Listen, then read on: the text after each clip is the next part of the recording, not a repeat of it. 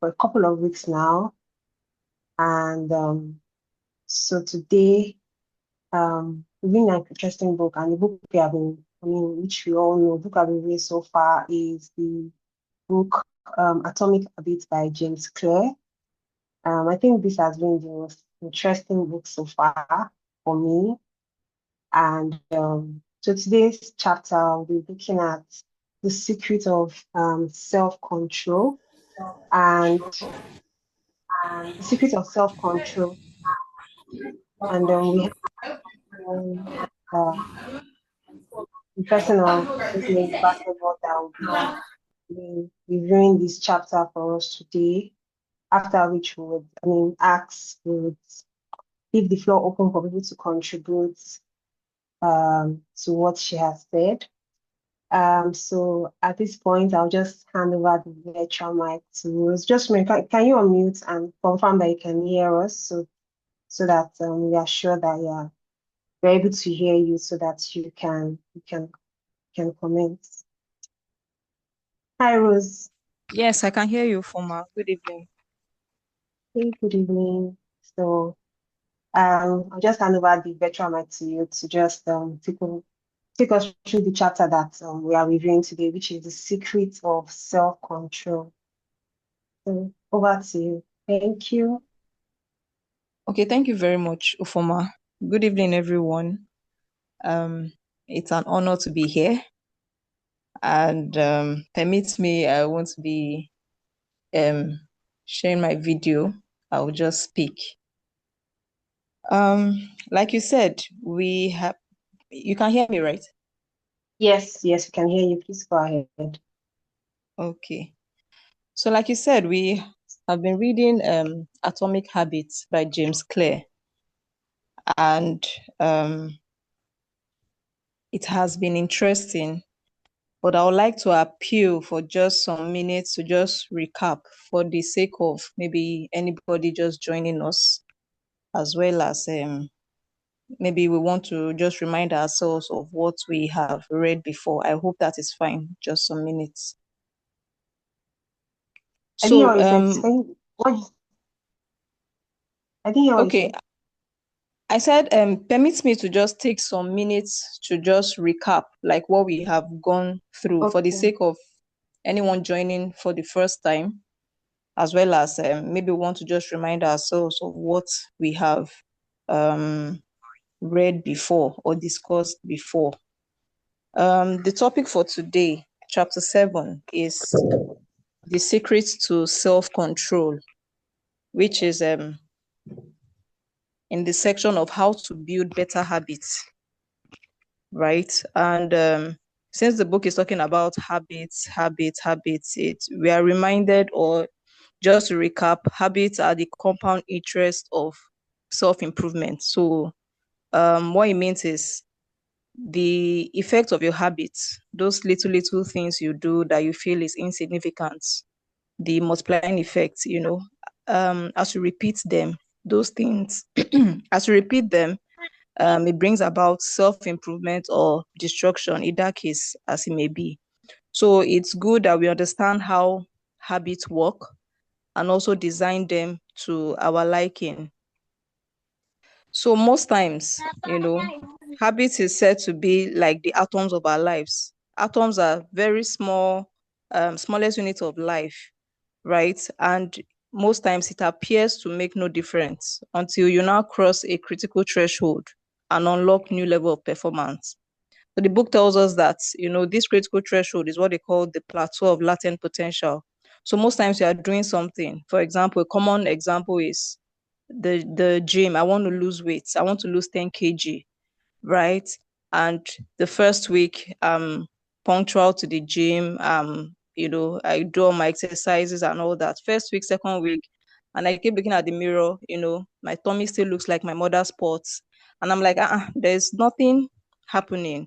It's easy to just say, well, I've tried, it did not work, and then relapse, go back to my old ways, and say something like, our local slang, na fat I fat, I not keep person, you know. So sometimes this is why it's hard to build habits that last, because of that value of disappointment that we encounter at that early stage. So you have to keep at it. Well, that's what the book is saying. And it's saying that we have to change some things. So when we are talking about changing habits, right, it's not just the goal, it's about changing the systems. And I think, the chapter for today would share more light on that. So atomic habits, which the book is about, is regular practice or routine that is not only small and easy to do, but is also the source of incredible power. So we also recall that habits could shape our identity and vice versa. So our mental models, what we say about ourselves, or the story we believe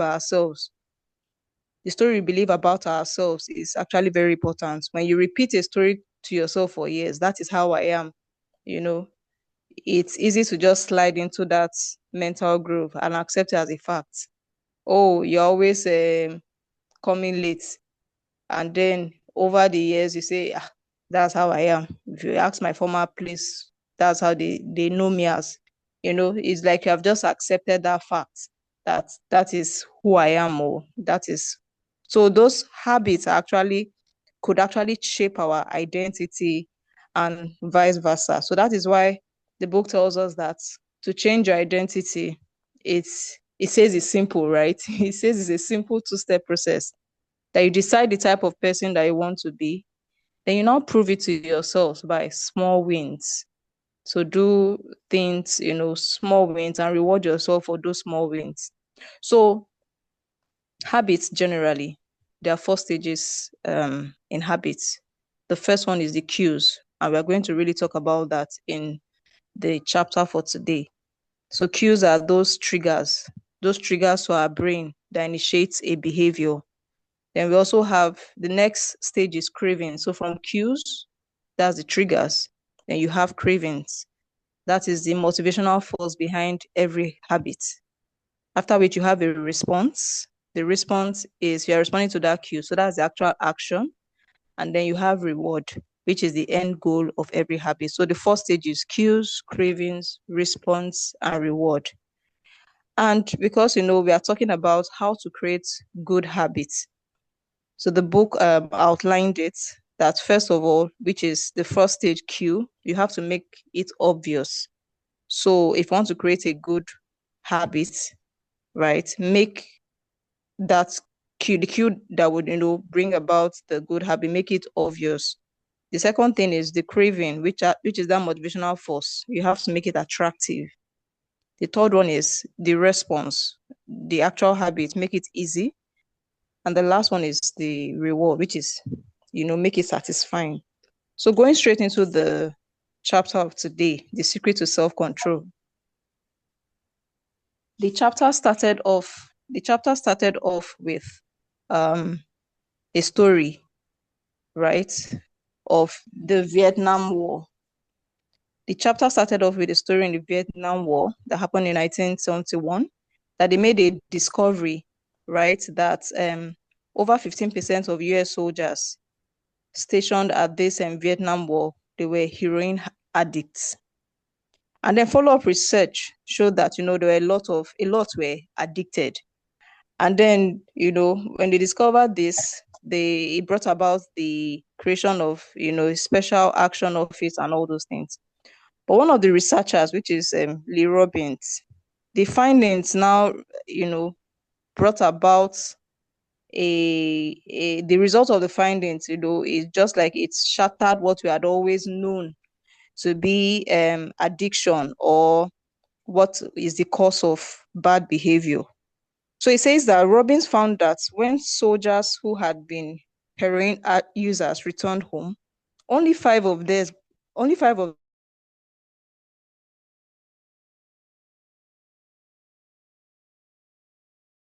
became re-addicted within a year, and just 5% relapsed within 3 years. Sorry, calls are just coming to my phone. So in other words, the findings contradicted the view at the time that, once an heroin addict, it is permanent, it's irreversible, and all that. The story or the research now showed that it's about the environment, that, we talked about cues. So that when the soldiers are in that war space, because the environment is, they have a lot of cues that will trigger you to take heroin. Why? Because they were engulfed by stress. They had easy access to it. Their fellow soldiers, were taking it. They were miles away from home. They were missing home. So all these things were cues that would make them take it. But once they leave that environment and then they return back home, that environment, the cues have changed. So they are able to stop that habit.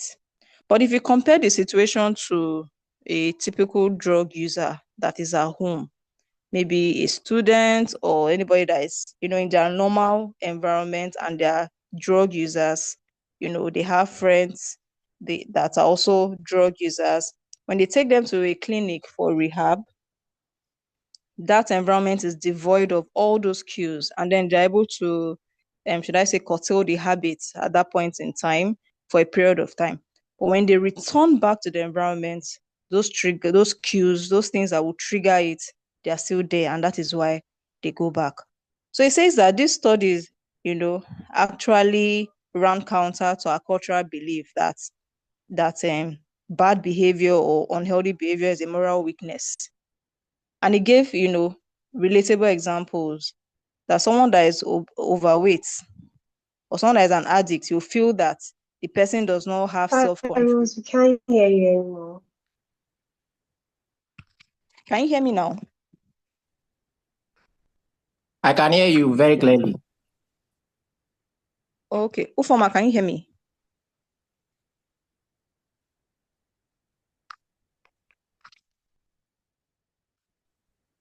I can hear you, Rosie. Okay. Okay. So. I think it's Ufoma's network. Okay. Okay. So I'll just continue. So normally we'll think that someone that is not able to control their appetites, or someone that is an addict, a smoker, you feel that it's because the person doesn't have self-control. The person is not disciplined. The person is, is a bad person. You are weak and all that. But the study says, no, it is not that way. And for me, it was an eye-opener for me, because me too, I have, aligned myself with what we have always known, self-control. Self-control requires you to have a lot of heroic willpower. It means that you have to have lots of great perseverance, blah, blah, blah, and all that. But looking at it from the point of view of the book, which says that, people that seem to have high level of self-control, that are not different from those that are struggling. The only thing that they are doing differently is that they are better at structuring their lives in a way that doesn't require them to have that heroic willpower. What do we mean by that? So they spend less time in tempting situations. So if I know, for example, that I'm like, okay, I want to build a habit of not drinking fizzy drinks. I don't want to take Coke or anything. The best way for me would be to ensure that I don't have fizzy drinks in my fridge. So if 1 month, 2 months, I ensure that there are no fizzy drinks in my fridge, I will feel like, okay, I've controlled myself. I feel that now I can do away with fizzy drink. But now take me to, maybe I go to a party, or I go to a factory where everything around me is just the fizzy drink. And then you start, those cues are now there, and I'll start remembering, cold Sprite. It's very relaxing. Let me just taste more and all that. So I think that the people with the best self-control are actually those ones that need to use it the least. So it's easier to practice self-restraint when you don't have to use it very often. And, thinking of it, I think, this is actually a very, very valid point. So it's not talking about the system now. It's talking about those cues, and it's talking about making that, whatever will trigger that habit, making it invisible. And he talked about, he mentioned something again that, once a habit is formed in the brain, it stays encoded. So even if you think that I've been able to beat this habit, which is because you have stayed away from environments or cues that will trigger that habit for a while, and you feel that, okay, I've beaten it.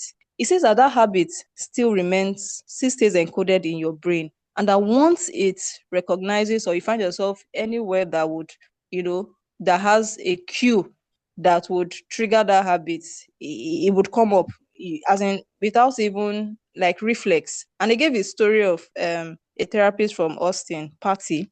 They said she started smoking and that she would often light up when riding horses with a friend.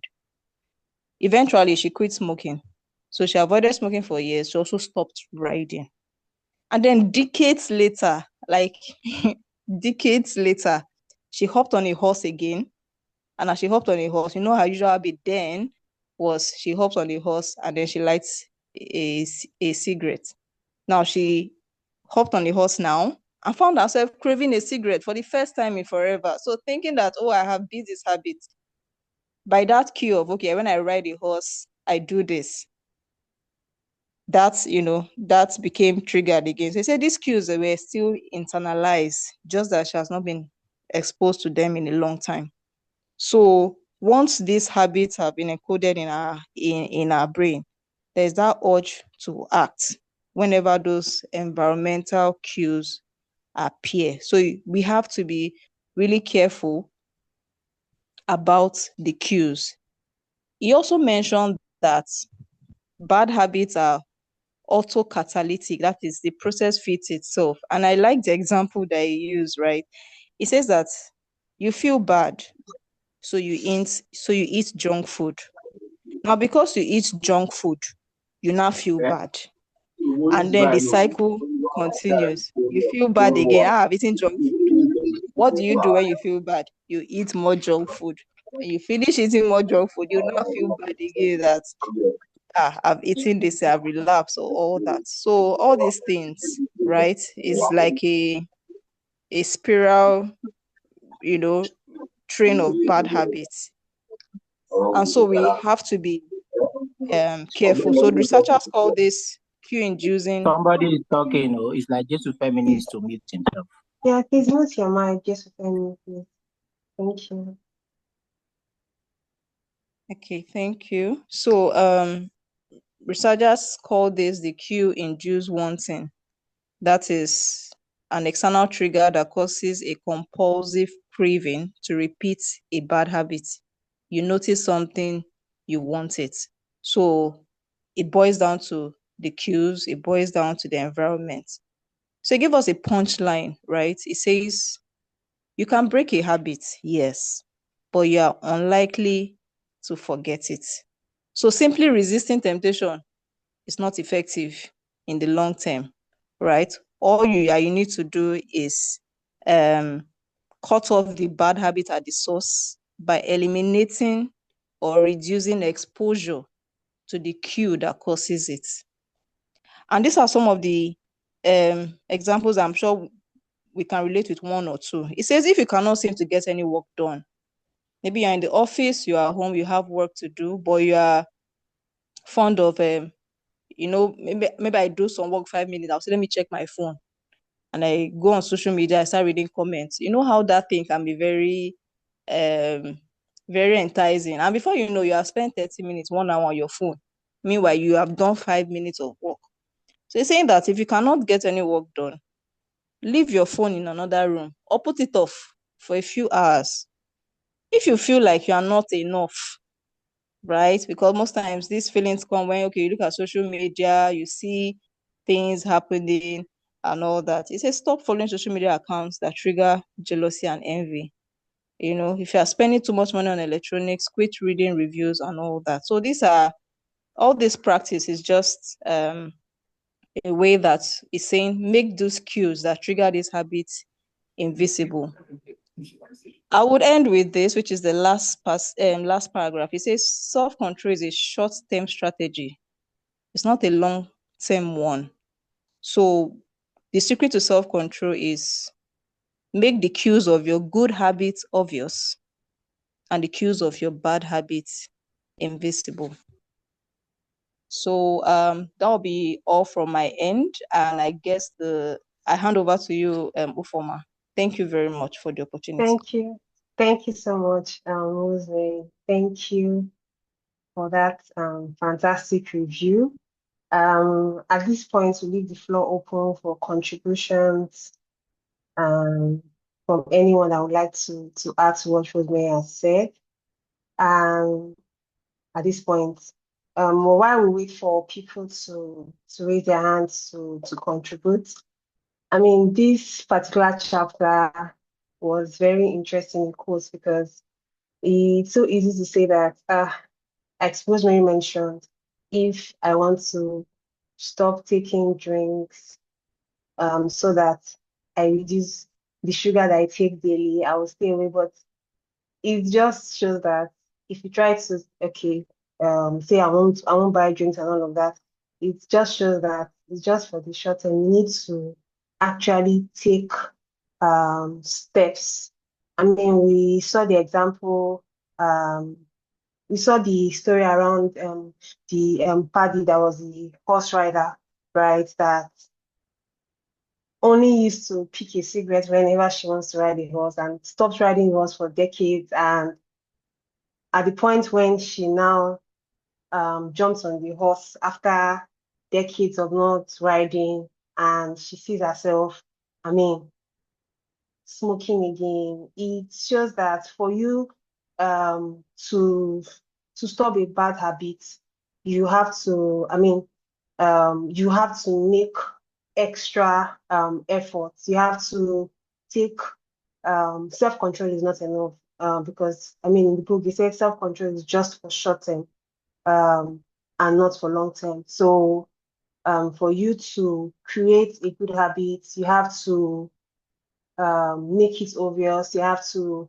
what are those things that I want to do, right? That I will make it visible for people to see. I have to make it attractive. You have to try to make it attractive and make the bad habits unattractive in quote and make it more not visible, right? What are those, I mean, steps that you need to take basically? And because I mean, quitting a bad habit is very difficult. I mean, we saw the US soldiers that, I mean, that go to Vietnam. Whenever they go to Vietnam, they see themselves smoking again, I mean, taking drugs again, and that was because of the environment, right? So the environment was, I mean, was what was making them to go back to taking drugs. And not just the environment was, and the fact that they were also surrounded with people that were also taking drugs, and they also had easy access to it. So if you want to quit something, make it so difficult for you that make it so difficult that you want to quit taking something, make it difficult for you to reach it, so that way you're able to you're able to quit it totally. And because I mean in the we saw what happened in the book, I mean in this chapter, right, where the soldiers, whenever they come back home and they're able to, I mean, quit taking drugs, most of them in less than a year, right? And it takes about, I mean, 20, I think 20 or 15% of them are able to quit taking drugs in 3 years or so. So that shows that our environment is what sort of makes us to, I mean, form the bad or the good habits that we eventually have. So for us to, we need to then be conscious enough to know that, okay, what are the habits I want to form, right? What are the steps I then want to take to imbibe those good habits? And what are those steps that I need to then take? What are those steps that I need to take as an individual to stop all of those bad habits? I mean, I think this particular chapter has been very, very interesting, and even the book as a whole, right, has been very, very interesting. I think today is the last part of the first part of the Atomic Book Habits. That's the part that speaks to making it obvious. So I think the next series that I'll be looking at is making it attractive. I think we started late, so that's why we still have like we started about 7:40. So I don't know if anyone wants to add to all that has been said so far. But just to mention, please do remember to follow us on all our social media handles. On YouTube, we are on YouTube, we are on LinkedIn, we are also on X, and we are also you can also join our WhatsApp group as well. And if you would also like to, be a reviewer for us, we'll be glad to have you on this platform as well, and where you just come and review any chapter for us that will be talking through that particular day. We'll be glad to have you. I think I'm not sure I can see any hands up, so I think it's already past 8, so this would be a good time for us to end um to end it at this point. So I want to say thank you so much to everyone for joining, and we also sincerely apologize again. And see you same time, 7:30 next week, Saturday. Thank you everyone, and do enjoy the rest of your day and weekend.